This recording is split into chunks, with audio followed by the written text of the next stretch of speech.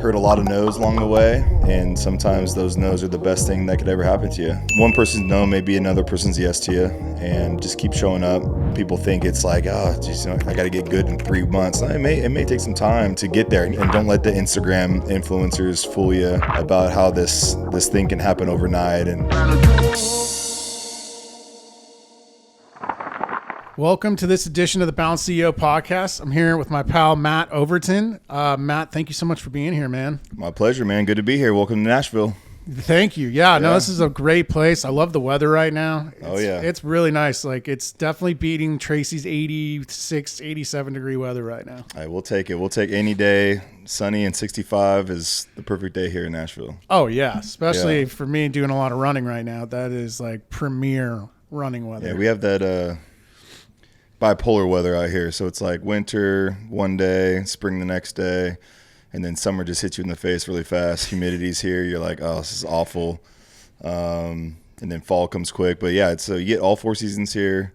This is the best time of year. I mean, fall's my favorite, but right now, as you're getting out of winter into spring, like being in Nashville, downtown, it's vibing. Everyone's outside, rooftops, popping off, concerts. You know, it's like, all right, we got around the corner now. It's ready for the best time of the year. This is definitely premier time for. I've been kind of in multiple seasons in Nashville, but I think twice in the summer, and that was not. No, you don't want to be here like late June, even through October. Like it's hot, and we had probably, it felt like 90 straight days this past summer, high humidity, 90 degrees. It was awful. Like we didn't catch a break. Yeah, you couldn't even catch a break at night. Yeah, it was tough, man. It was tough. But then we got winter hit us pretty good with, we got down in Franklin, I'm like 20 minutes south of here. It's we got like 6 inches of snow. Everything shuts down, roads freeze over, schools closed, everything closes. It's crazy. Like you get a dust of snow in Williamson County, and everything shuts down. So you guys are like Texas. Like I have homes in Dallas-Fort Worth area, and it's like 1 inch of snow, and the whole city. And it's like 3 days done. prior to the storm even getting here, they announce like schools closed or delayed, and then nothing happens, and school is still closed and delayed. And now with kids, it drives me crazy because now you have to adjust your schedule because now the kids are at home. That's a great point. And that's like a big topic that we talk about is that balance. Like, so talk to me about that. So honestly, here's the biggest myth, and I want to kind of bust this myth with you, is the idea that because you're retired or not an active NFL player, you have this freedom of like 24/7, I can do whatever I want, but that's not necessarily the case. You still have other things going on. You have podcasts, you have men's groups, that you just came from. You have parenting, you're working on other things. So like what, in regards to that, how do you balance it all? Like, how do you find the time and then suddenly you get snow? Is it kind of a juggling act between you and your wife? Is it more of like, you're now stay-at-home dad during that time, and how do you kind of make that all work? Yeah, to kind of touch on what you just said about, been in the NFL for nearly 15 years. So for the past 15 years of my life, and even beyond that, like with football in general, just my life has been very structured and routine-oriented because you have to have that when you play sports, military. High status of business. I mean, there's always a structure and routine that you kind of go with. And so when it pertains to football in the NFL season, you have your in season, which is, let's just call it a full 6 to 7 months, depending on how long your season goes. And then your off season is really depending on how far you go to the playoffs. If you're in the Super Bowl's early to mid February, and then you're back at it early April. So it's really 2 months. And then for most teams, it's 3 months. So it's really not a lot of time. And in the midst of that 2 and 3 months, I mean, you're resting the body, you're recovering, and then you got to get back into training again and get back into that mindset. So there really is no quote unquote off season. There's a few weeks where most guys will travel and they'll vacation, they'll spend time with family, they'll kind of push the reset button or the pause button when it comes to football. But for the most part, it's a 365, day routine that you kind of stick to. And so on the tail end of my career, as I, get close to transitioning out, completely out, because I played last year in Miami, but, I thrive under the routine and the structure. And so, I have ambitions. I have other things outside of football which keep me going and keep me energized and motivated and encouraged, whether it's coaching or whether it's podcasting, it's real estate, entrepreneurship, investing, that kind of stuff. But you don't get that instant routine and structure that football gave me. And then you talk about parenting and marriage, all that kind of stuff. It's easy doing it when you're solo, you're independent, you're a bachelor, you're just living on your own, because you can pack your bag and go, right? Yeah. If football calls. If not, you just kind of fill your day with whatever you want. And then, you get married and things change, and then you bring kids into the world and that change even more. And so it's one of those things where I have to be very mindful of keeping the family structure and dynamic first and foremost. Even though I struggle with that, that's probably the biggest struggle, particularly with parenting, because now, my girls are now old enough, they're in school. And so getting them up on time, getting them ready, taking them to school, making sure they're fine, then my day can start. Being mindful of my wife's schedule, coexisting together as we try to do this thing together, as parents and as a couple. And then, you get those wrenches thrown, like I said, about, school's canceled. All right, well, I have these things on the calendar. You have to work. How are we going to navigate the day? And I think the beauty of what we've been able to create as a family and as a couple together is the flexibility. And so, yes, I do podcasts. Yes, I do coach. Yes, I do have these things, but there's like built-in flexibility with that. So if my podcast has to be pushed a day early or a day later or a couple hours later, like, so be it. It's not ideal, but you can adapt and adjust and still make it work. And so I think the biggest thing that I'm definitely learning is just trying to find things that are definitely fulfilling, but being mindful of the others that are now a big part of my life, where it's just not just me flying the plane. Like it's like we're all on this boat together, and you have to stay in constant communication. And my wife's big on, a calendar. We got this big digital calendar on the it was old school before, writing it down, everyone's color coded, all that kind of stuff. But now we have this like big screen that we can see every single day, and like planning the weeks out in advance. So it's like, all right, if I got kids coming in from Oregon or California or Texas to train, like that's going on the schedule like at minimum 2 weeks in advance, just so we know what's coming down the road. And so, like it's the football thing, the family comes second sometimes. And I hate to say that.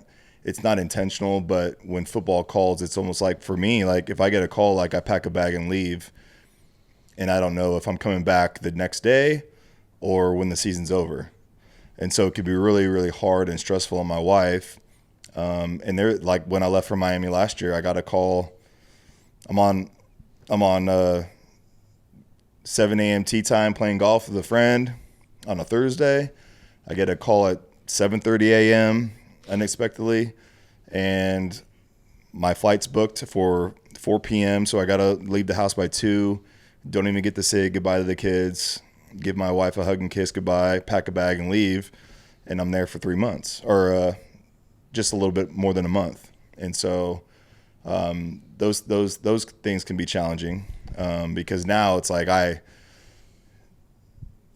before it's like I just pack a bag and go, have fun, play football, and now it's like, all right, now I got my wife, got my 2 girls at home, like I got the house, I got other things going on, I got coaching the kids at high school, like, hey, I'll be back when I get back, kind of thing. And so like as my career is grown and transitioned to where I'm at now, it's there's more on the plate, but you just have to figure it out. It's not perfect every time. Like when I was gone this past year, like now that my oldest is 4, she knows like when daddy's gone. Like even my youngest, she's 2, she knows when they were babies, like it was easy. Like there was no emotional connection with daddy being gone. Like they didn't have the self-awareness for that. And then when it comes to like, I was only in Miami for a short stint, but the year before I was in Dallas, and that was for the whole season. So like moving the family, like packing the car up, driving the family to Dallas, putting them in a hotel, and we hunkered down in a hotel. My wife's 7 months pregnant. We got our dog. We got our 2-year-old. Like it was chaotic, but we made it work. And we look back and we were like, man, it's a great time. But in the moment, it's stressful. It's chaotic, but it's got to do what you got to do. Yeah. But as I transition out of football, like I'm starting to find that fulfillment that football gave me for a long time, and now pouring into the next generation of guys, which is quite honestly a lot more rewarding than actually playing the game, even though I love to play. But I understand that, sports comes to an end for everybody. And for me, I'll be 40 this year. So to say that I played up until almost 40 years old is pretty incredible and a blessing in itself, because a lot of the athletes chapters, they end after high school, they end after college, NFL wise, they end after 2 or 3 years, so people are pivoting into, all right, what am I going to do for the rest of my life at the age of 25?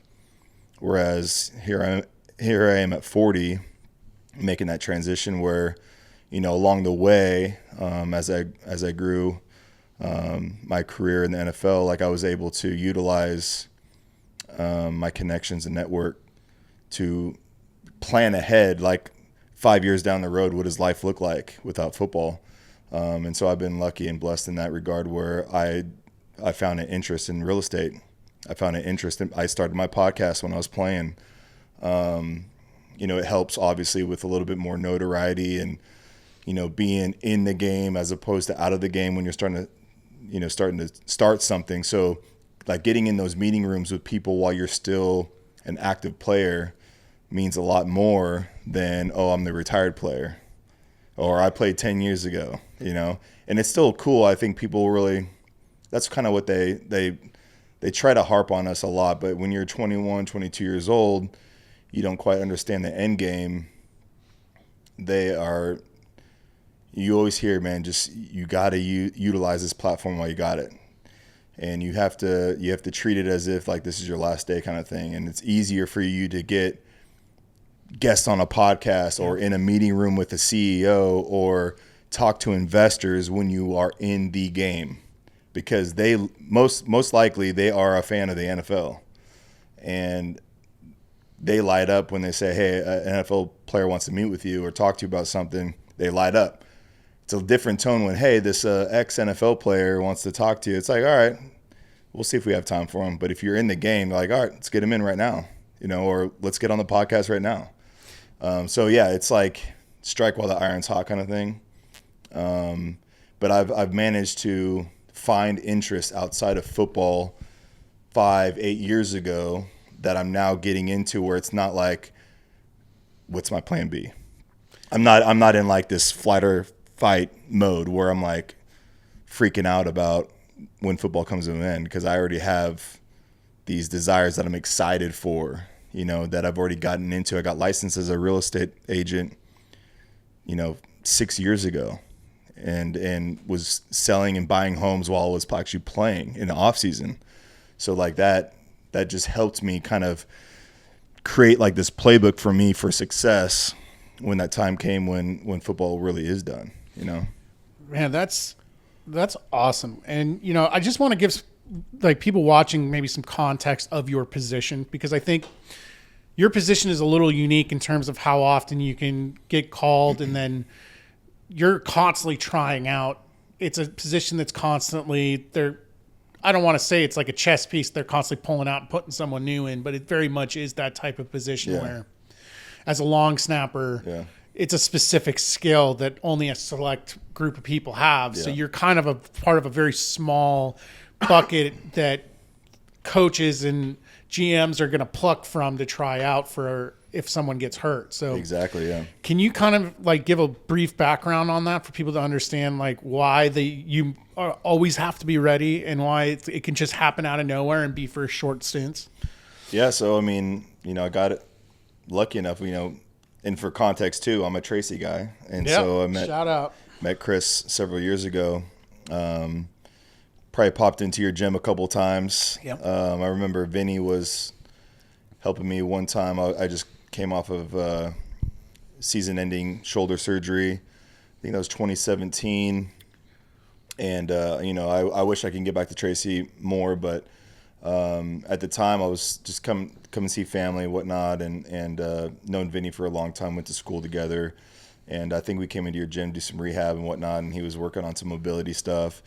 And so my position, I mean, it's a niche position. It's one of those positions that kids don't grow up like dreaming to pursue.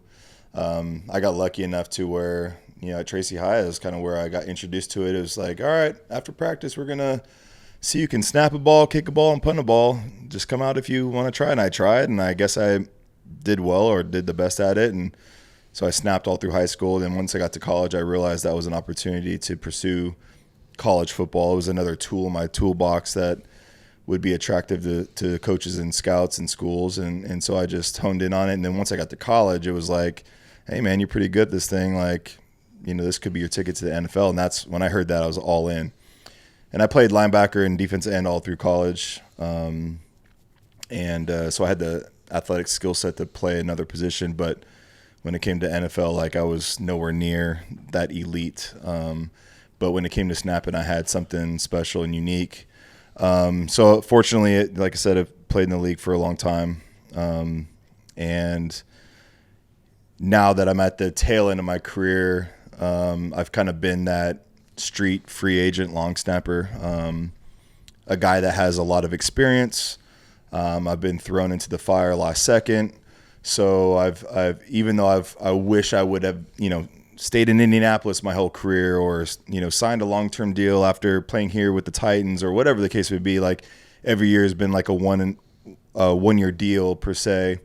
I get added late due to injury or a guy's not doing too well.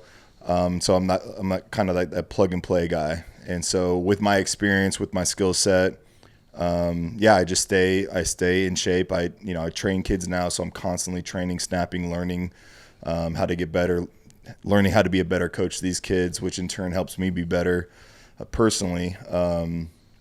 And that call can come at any second. And for me last year was, I don't know, week 6 on a Thursday, and filled in for a guy for 3 weeks and then came home and then had some other opportunities after that. And this is kind of where perspective shifts. It's like, I get a call to go somewhere else right after Miami, and it's just like, not that I'm good, but I need to be home. I need to be home for my wife and my girls, and it's more important that I'm there for my daughter's dance as opposed to maybe playing one more game or playing a couple more games. My wife would say, like, hey, like if there's an opportunity, take it. We'll be fine at home. But like there's something that's changed over time. Whereas 5 years ago, I would have taken any opportunity to go. But as I get older and a little bit wiser and more mature and more confident where I'm at in my career, I have the perspective that like, I don't necessarily need football to fulfill me. Whereas, before it was like, oh, football or nothing kind of thing, I love that perspective because it is really interesting. I have a 6-year-old. He's in first grade. Last night he was like, Dad, I didn't want you to leave. And I'm like, oof.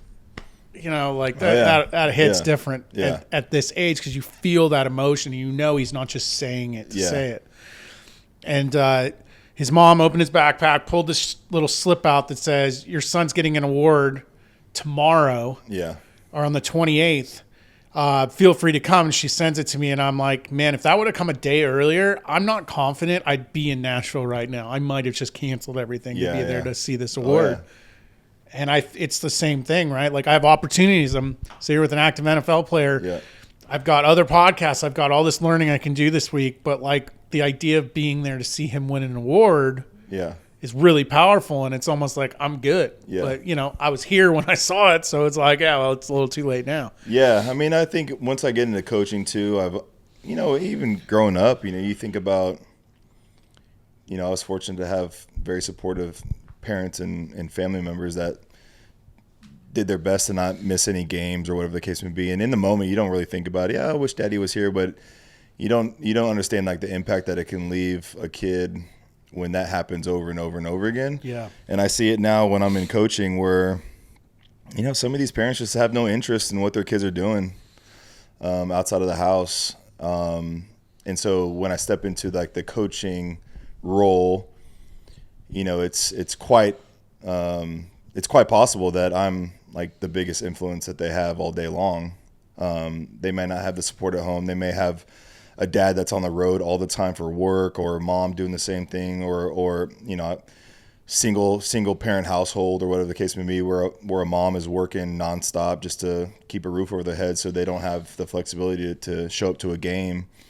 And so for me, like I try to be very mindful and purposeful of like, hey, like I might be the only positive, you know, person that they've been, like encouraging person that they're around all day long.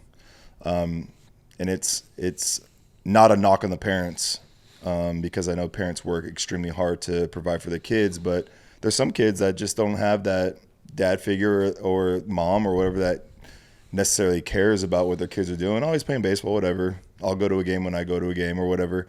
Or, you know, my daughter's dance or cheer or whatever. And so if I can be, yeah, I'm there to coach them, but if I can be just somebody that supports them, loves on them, encourages them, that's really kind of where I've noticed there's a lot of kids that don't have that support. And so going back to, you know, our priorities as parents and as, you know, ambitious people, it was more important for me to be home, you know, when I could have went on the practice squad for a team for a week, you know, just to be away for another 7 days, right? And it's a paycheck and it supports the family, but, you know, my girls needed me more than I needed that check, you know? And it's, I until people are in that position, I don't think they realize how hard that decision is, mm-hmm. even though, you know, my kids need me. Your head is running through, well, this could turn into something more. Practice squad today. Yeah. Active roster tomorrow. Full season or half season paycheck the next day, potentially. And you're just thinking of this snowball effect of what could happen. Yeah. And so it almost like dwarfs the kids will be fine for another week, but you're not thinking about the lasting impact of like this, like you said, I'm here, I'm gone, I'm here, I'm gone. Well, I think I also have to train myself too. Like, you know, we always talk about, you know, sometimes the best thing to say is no. And then when we're, you know, when it comes to football, like I've lived a very selfish life in regards to like putting a lot of things on the back burner, whether it's family relationships, because it took a lot of sacrifice to get to where I've gotten. And so it's almost like I'm training myself to say no to certain things. And it's, the flesh will get me like, hey, no, you got to go play. You got to go do this or whatever. But, you know, saying no to certain things, and it may, you kind of just guilt yourself into it. Like, oh, all right, I'll say no this time. Maybe next time I'll say yes. But it's, even though my kids are young, they're only 4 and 2, like they're starting to catch on to things, you know, and when I was gone to Miami, it was like, oh man, my kids will not necessarily care or remember that I wasn't there for Halloween or Thanksgiving, but like I want to be there. Like I don't want to miss out on the holidays. I don't want to miss out on certain things. And then on top of that, like taking some of that stress off my wife's plate. Like, you know, she's now dealing with everything, bedtime and getting them up, and you know that age, man. It's a tough. It's a tough cycle, man. You're in the chaos. You're in the thick of it, and so. It's good for me to train myself in my mind to, and do it intentionally, not just do it like in spite of, but like really train myself to like say no to things to benefit the family. Yeah. You know, my wife has sacrificed a lot. We've been married for 5 years, and she sacrificed. she was, I don't know, 6 months pregnant. Or 8 months pregnant, got signed here with the Titans. She packed our entire house in Indianapolis. We moved here full time just to make sure she was here in time to have the baby. She's done that. We've traveled to LA with the Chargers for the whole season, bringing a 9-month-old with us. And then she was pregnant in Dallas with our now 2-year-old. And I mean, so she's done a lot, sacrificed a lot for the sake of my career. And so it's like almost like now it's like time for me to pay it forward in some regard for that. Understand. And again, I'm not perfect. We struggle with this daily basis or weekly or whatever the case may be. But like I said, it's a good training practice for me to like, all right, you have your priorities.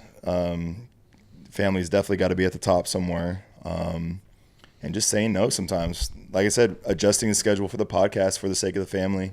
Yeah. Or coaching or training, whatever the case may be, I mean, you got to take care of your MVP. She's obviously the MVP of the family, of your career at this point. I mean, a lot of the longevity came from her willingness to sacrifice too. And and it even goes further down to my parents. Yeah. Like they sacrificed a ton for me just to go through youth sports in high school and college and supporting me on this NFL dream where it took me 6 years after college to finally make my first team.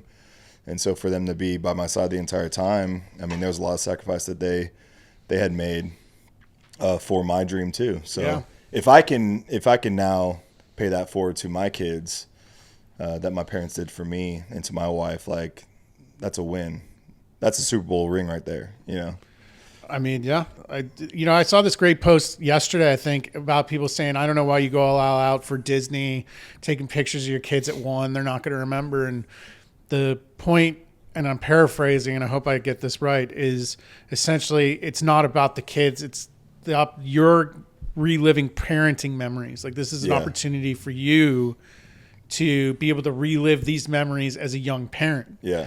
And I think that's something like you brought up is I want to be at these things not because my kid's going to remember, but because it's a memory that I get to keep. It's a core memory of me as a young parent. Oh, yeah, that's true. Don't get me started on going to Disney World with a 1 and a 3-year-old. I highly do not recommend that, especially in the heat of summer. But it is fun when you get done with it. It's like you live in that. It's like it goes back to like the saying, "The days are long, the years are short." Yep. Yeah, we learned the hard way with Disney and a stroller. Oh, the stroller weighs about 80 pounds. They got a double stroller. You got to carry all the bags, all the bottles, all the essentials into the park. Then you got to take it all apart to get on the tram, to get to another park. And then, you have a 1-year-old who has to take a nap in the stroller while the 3-year-old can't get on any of the rides that the older cousins can. Oh, and it's just like, oh, man, it's just like – but it was fun. Yeah, like you said, you kind of bookmark that memory. And hopefully create those traditions that, your kids remember and cherish, And I agree with what they said too. Like I think a lot of times I look back on those memories. Those are my memories. My kid's not going to care. At 6, he doesn't care what he did at 1. Yeah. I show him picture him as a dog walking around on Halloween. He's like, I don't want to be a dog. Yeah. And I'm like, that's not the point, buddy. Look at it. And he's like, yeah, whatever. And he goes back to what he's doing. But for me, that's an awesome memory of just remembering like walking around with him. Yeah. Absolutely. So I think sometimes you got to do stuff for you too as a parent. You got to get your memories in. You got to get those opportunities, those things that make you fill you up too as a parent. Yeah, and don't take it for granted either. No, absolutely do not. Yeah. I would be remiss if I didn't bring up early days of your career. Mm-hmm. Fourth Down Army. Yeah. You and at least one other guy there have a somewhat notable media empire going. Oh, yeah. McAfee. Yeah. Yeah. So how did that come about? Like, I know you got picked up by Indianapolis. That was one of your first stops. Before that, I'd been with Seattle a couple of times. Yeah, I remember it was that was a Pete Carroll era, correct? Yes. Yeah. And then you end up in Indianapolis and you create kind of a notorious group there with at least one Hall of Famer. Yeah. Yeah, I mean, like I said, it took me 6 years after college to finally play my first NFL game, and that was in Indianapolis with the Colts in 2012. And I walked into a room of just ballers and studs, had Adam Vinatieri, already solidified Hall of Famer, one of the best, if not the best ever, to kick a football. Then you had a young Pat McAfee, who was now kind of going into his 4th year, I believe. Huge personality. And yeah, it was pretty intimidating walking into that room. And you know, the standard of excellence is already so high, that it was like, man, I gotta keep up with this, you know, this expectation that Justin Snow had left, you know, the 11 years prior. And so it was one of those things where it's like my rookie year was kind of a whirlwind. I'm just kind of learning how to navigate the season as a rookie. I was 26-year-old rookie, so a little older, but like it was still my first NFL season. And then you know, we kind of everything's just kind of naturally grew from there, and the unit was doing well, and you know, Pat was doing a ton of things off the field with, you know, comedy tours and doing his own show in Indianapolis every Tuesday night. Huge on Twitter at the time, and so he was growing his personality, you know, through the internet for a long time. And this is really kind of groundbreaking for athletes. You know, there really was no podcast at the time. It was, you know, Facebook, you know, stuff, and there was YouTube obviously, but when it came to athletes kind of stepping out and doing something completely out of the ordinary, like what Pat was doing at the time, it was pretty motivating to me, because I got to see how he interacted with, you know, fans and doing cool events and giving back to the community. And I always had that charitable heart to begin with. So it was very natural to kind of get out there and do some cool things where you're just like essentially showing the world that you're just a normal person, but you just wear a Colts helmet on Sundays. And so Indianapolis was like the perfect city to do it. It's Midwest, it's small town. There's nothing but the Colts, Pacers, and the Hoosiers going on, right? And at the time, you know, the Colts were the biggest thing, you know, because Pacers were in a kind of a little bit of slump, not really relevant. Indiana basketball has been on a decline for a while. Hate to say it, but like, yeah, the Colts, I mean, coming in after the Peyton Manning era, is like, shoot, we were the team to watch kind of thing. And when it came to special teams, I mean, you have the best kicker of all time on your team, an emerging punter like Pat McAfee was, becoming, you know, the best punter while he was there. So that 5 years that we spent together was pretty incredible. We had a lot of highs together, and achieved some really good success as a unit and as a special teams unit. And then, like you mentioned, the 4th Down Army, like we always kind of joked about, you know, how special teams always kind of gets overlooked when it's, you know, it's 4th down, everyone gets up to go to the bathroom or go to concessions, and it's like, no, man, make a reason for them to sit and watch, you know, a field goal or a punt, you know. And so I don't know how I remember specifically me, Pat, my buddy Jared, and a couple buddies, we're just sitting at my house, and we're kind of thinking of like branding names. And Pat, give him all the credit, he's super witty and like just very, very creative when it comes to like marketing and branding, and that kind of stuff. And he was like, man, let's just call it the 4th Down Army. And I was like, all right, all in. We had shirts made and gave them to all the guys on the special teams. And then we actually did like an event. We partnered with like a local memorabilia shop one night. It was like right before the playoffs. And so like up to this point, we were like, you know, hashtagging, you know, 4th Down Army, or like if we put something on Instagram, it was 4th Down Army. And so it kind of caught wave. And we just announced one night we're selling 4th Down Army shirts at a sporting goods store.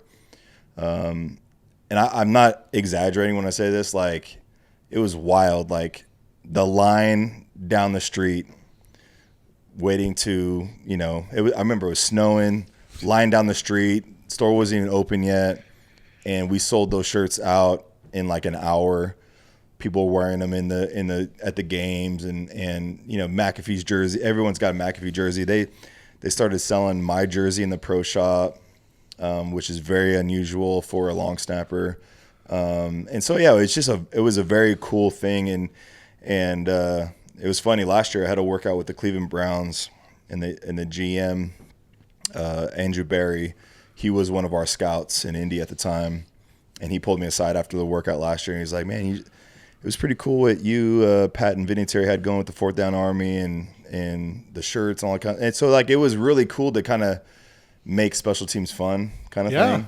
And like I said, I give all the credit to Vinatieri and McAfee for that because those are household names. And obviously what Pat is doing now is no surprise to me. Everything he seems to touch or have an idea about always comes to fruition and exceeds what he's trying to do. And I think it just kind of goes back to what he was doing a decade ago. Like his show is so popular now, not just for players to go onto the show and people to watch, but it's like he kind of removed that suit and tie corporate setting type interview thing where it strips it all down. Players feel, they feel comfortable and safe to talk about whatever they want on a show. And it just becomes this like fun, energetic, bro, like fraternity kind of hangout where it's like, it's not Sports Center, it's not NFL Network, it's not ESPN. I mean, I know he's with that network now, but it's not that suit and tie reprisal fear. Exactly. It's not the reporter with the mic in your face asking you those questions. It's like, it's just more of a, even though these guys know that like millions of people are watching every single day, it still feels like it's just you and Pat in the room and his boys. They're just hanging out, and that's why it's so wildly successful. And that's what Pat has been doing for 10, 15 years prior to having the stage he has now and the platform he has now. But it's really cool to see like his vision that long ago really come to fruition. And quite honestly, back in the day when he was trying to get on NFL Network and get on ESPN, like those people were telling him no all the time. I remember like they didn't want the quirky, funny, like punter to come on and do segments. Like every now and then NFL Network would extend that to him, but when it came to like ESPN, like no, it's like the suit and tie people wanted nothing to do with it. Yeah. And now they're obviously like gave him this huge deal and it's like, he's helped propel that show, like tremendously. And it's like they need him more than he needs them kind of thing now. So it's kind of see the full circle effect that his career has had. Yeah. And it's something that he's always wanted to do. Stand-up comedy, WWE, all that stuff. All those, I mean, I can share so many stories of him talking about wanting to do that. And 10 years ago, everyone was like, "You're crazy, man. Don't give up this football thing, man. Don't give up the contract." No, he's doing speaking into existence. Yeah, exactly. He's doing much better now, and he's doing what he loves. Not to say he didn't love football, but he always wanted to. So you had that charismatic personality and energy with Pat, and then you had the stoic ice in his veins, Vinatieri, who wanted to be the best every single day. And so you mix that in with like just the dynamic of our unit, and it was just really special to be a part of. Yeah. Yeah, it was fun to watch. I'll tell you that. Yeah. I mean, it, like you said, you guys made fourth downs fun. Mm-hmm. To the average person, though, what we didn't realize was Pat's personality, like expanding into media. To the average person, it was just poof, he's retired. Now he's at Barstool, and suddenly he's a personality. And it's like you didn't realize he had been building this thing for a long time. Time. So that's really cool for you people can go to on know. You can go on YouTube and look at stuff he was doing back in like 2009, 2010. It was very Barstool-ishy, so that's why it was a natural fit for him to go with Barstool right away. But I always believed that, like, again, it goes with ESPN, like, they need Pat more than Pat needs them kind of thing. Like, it's pretty obvious. No, it really is. Yeah. So it's really cool to see like it all really come to fruition. Especially if the rumor's true that the ESPN's trying to buy NFL media and like the entire vault. Yeah. Like they're going to definitely need guys like Pat to make that stuff interesting. Oh, 100%. Yeah. And watch out for Jameis Winston, man. He's next in line. He was entertaining as hell too. The Super Bowl and all that. Yeah, he's next in line. There's no doubt about it. It's only a matter of time. I'm glad these guys are getting a platform now to be able to be themselves rather than having to mask it. And Yeah, there's an evolution going on, and there's it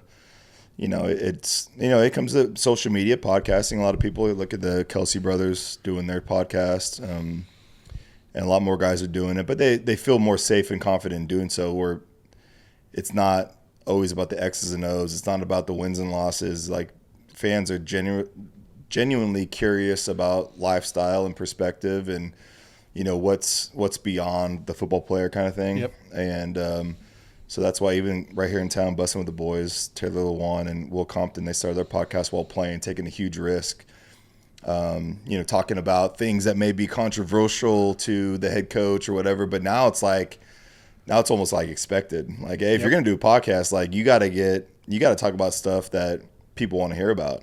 Yep. And sometimes that may ruffle some feathers and whatnot. But I think now, like, coaches, you know, now we're kind of getting that wave of like the old school coaches are kind of not in the NFL as much. As everyone's going younger now, like the Sean McVays and all, you know, all that kind of stuff, right? So you kind of get that new generational blood in the pipeline with coaching and GMs and all that kind of stuff. And so it's like, you know, like I said with Jameis, like Jameis is an incredible dude, man of faith. Like he's super funny, very charismatic.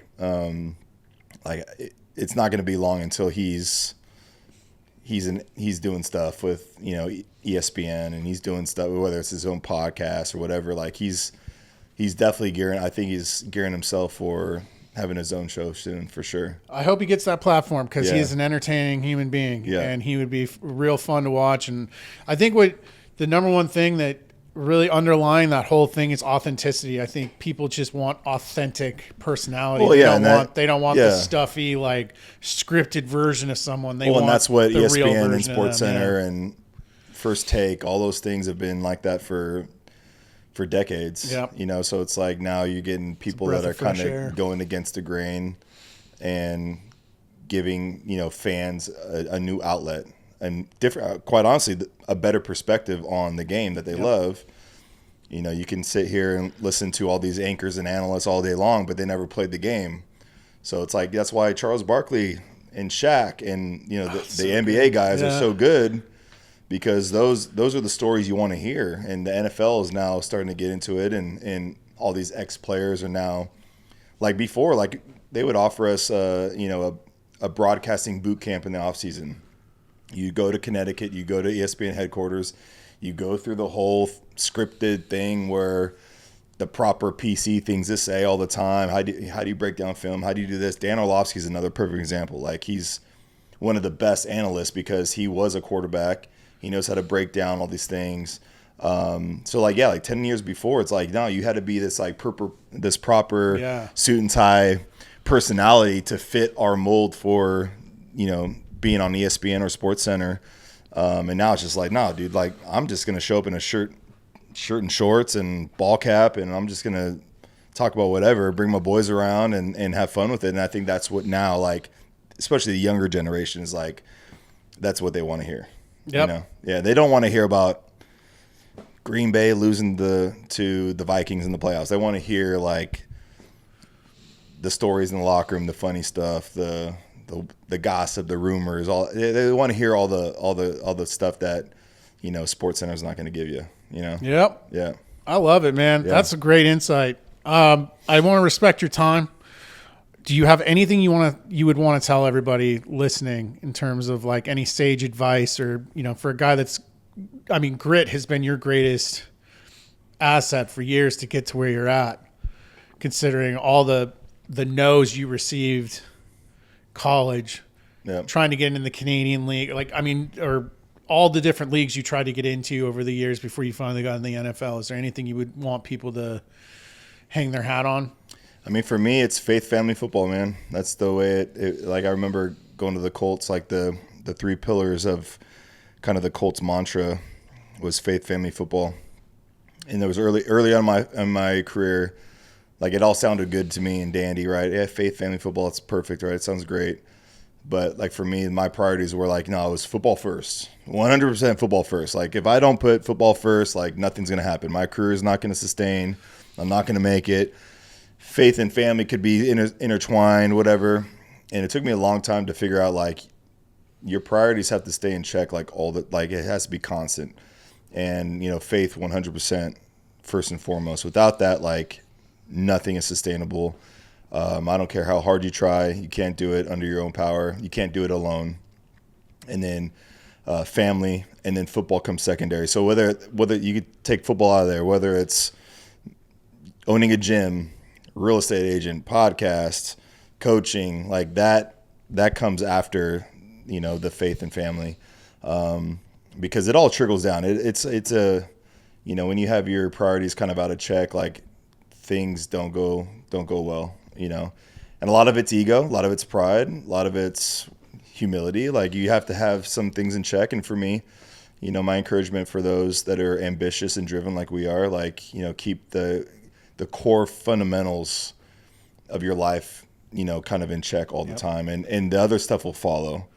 It's like if my faith is not firm, I'm not going to be good for my wife. I'm not going to be good for my kids. If my house isn't built on a rock and we're not good, like leaving to go coach or podcast, like I'm not going to be in a good headspace. Yep. Like I'm going to be like stressed out over, the argument I just got in with my wife or my kids being upset or whatever. Like it all trickles down. So if things are out of whack, like one day may be good and then the next 6 days suck. Yep. And so like just being mindful of those priorities, sticking to your routine and structure, being in great communication with your spouse or your coworkers or your boss, like running a gym. I mean, it's an operation, it's a team, and it has to be, everything has to be just a well-oiled machine. And it takes a daily discipline to do that. It's not like, hey, one day we're going to have a team meeting and we're going to be good for the next 3 months. No, like it's a daily checkup, and it's internally, you got to check in with yourself. Then you got to check on the others and make sure everyone's on the same page. And that goes for the family dynamic. Because, you can't, I wholeheartedly believe you just can't really thrive, when it comes to entrepreneurship or podcasting or anything like that without having those other things like really just aligned and in check and good. And I think too, it's just like, for me, I had a unusual, unique road to the NFL. Heard a lot of no's along the way, and sometimes those no's are the best thing that could ever happen to you if it keeps you fueled up and fired up in the sense of like just staying motivated and encouraged and just keep working and one person's no may be another person's yes to you, and just keep showing up. That's the big thing. Just keep showing up. It took me 6 years to finally be at my best where I could actually make it. And some people think it's like, oh, geez, I got to get good in 3 months. No, it may take some time to get there. And yeah, it sucked in the midst of it. Like there's times where you want to be, you want to give up on it, or you think you're not meant for it. But if that dream is like really in your core, like that ambition, you can't stop thinking about it. There's a reason why it's there. Yeah. It just may take some time, and don't let the Instagram influencers fool you about how this thing can happen overnight and everything's perfect and all that kind of stuff. And I think that's the biggest trauma to our youth these days is like social media is really good for things, but it also can be very toxic in the sense that like, whether it's podcasting, like less than 1% of podcasts are successful. And the stats show that after 2 or 3 episodes for like 99% of podcasts, they just die. Yep.